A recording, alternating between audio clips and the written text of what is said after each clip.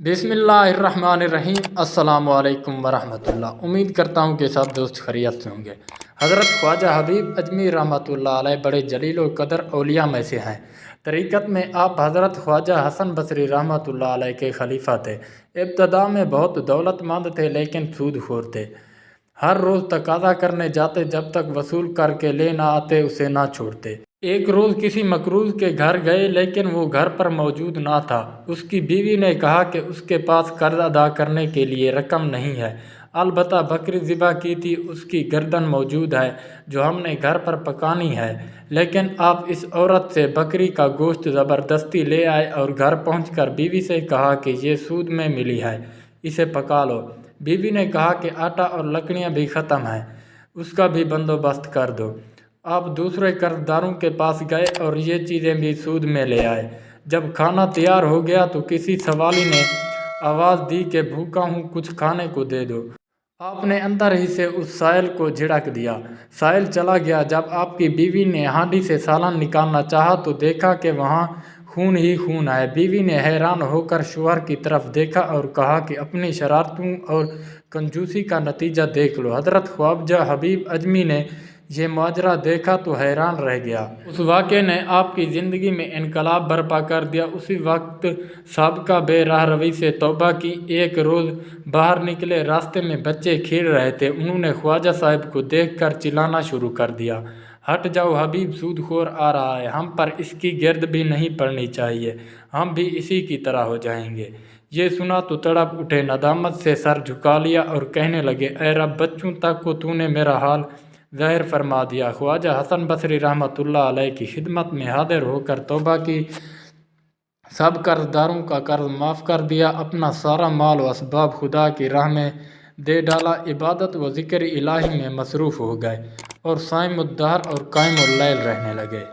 कुछ अरसा बाद एक दिन फिर उन्हें लड़कों के पास से गुज़र हुआ तो उन्होंने आपस में कहा कि खामोश रहो, हबीब आबिद रहमतुल्लाह अलैह जाते हैं। ये सुनकर आप रोने लगे और कहा कि ऐ अल्लाह, ये सब तेरी तरफ से है। जब इसी तरह इबादत करते एक मुद्दत गुजर गई तो एक दिन बीवी ने शिकायत की कि ज़रूरत कैसे पूरी की जाए। आपने फरमाया कि अच्छा, काम पर जाता हूँ, मजदूरी से जो मिलेगा ले आऊँगा।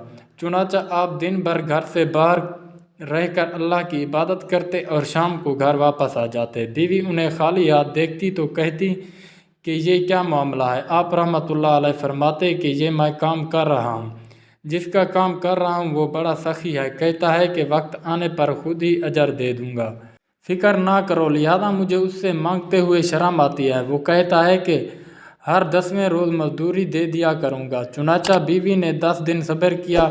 जब आप 10वें रोज़ भी शाम को खाली हाथ घर वापस जाने लगे तो रास्ते में आपको ख्याल आया कि अब बीवी को क्या जवाब दूंगा। उसी ख्याल में घर पहुंचे तो अजीब माजरा देखा, उम्दा उम्दा खाने तैयार रखे हैं।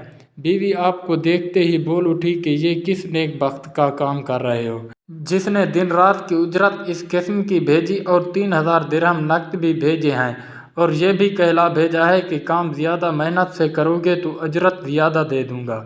ये देखकर आपकी आंखें अश्कबार हो गईं। ख्याल गुजरा कि खुदाए पाक व बरतर ने गुनाहगार बंदे की 10 रोज़ की इबादत का ये सिला दिया, अगर ज़्यादा हुजूर कल्ब से इबादत किया करूँगा तो क्या कुछ देगा। ये ख्याल आते ही खलाए कि दुनिया से बिल्कुल अलग ही इबादतें और रियाजतें शुरू कर दें कि इसरार इलाही से नकाब हो गए। इनायत इलाही का नज़ूल शुरू हो गया और हज़रत ख्वाजा हबीब अजमी रहमतुल्लाह अलैह को मुस्तजाब दावत का दर्जा मिल गया।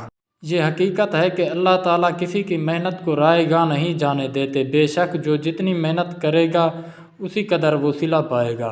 इस वाक़े से हमें ये सबक मिलता है कि जब गुनाहों से सच्ची तौबा करके वापस लौटेंगे तो अल्लाह ताला ज़रूर हमें माफ़ी अता फरमाएंगे।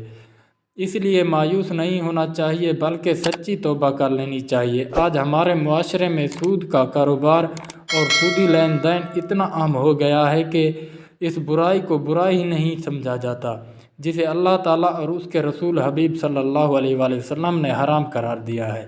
अल्लाह रब्बुल इज़्ज़त हम सब को सूद और इसके जन्म लेने वाली आफतों से बचाए और हमें रिज़्क़ हलाल अता फरमाए। आमीन सुम्मा आमीन। تو امید کرتا ہوں کہ ویڈیو آپ کو لوگوں کو اچھی لگی ہوگی۔ اگر ویڈیو اچھی لگی ہو تو ہمارے چینل کو سبسکرائب لازمی کر دیں۔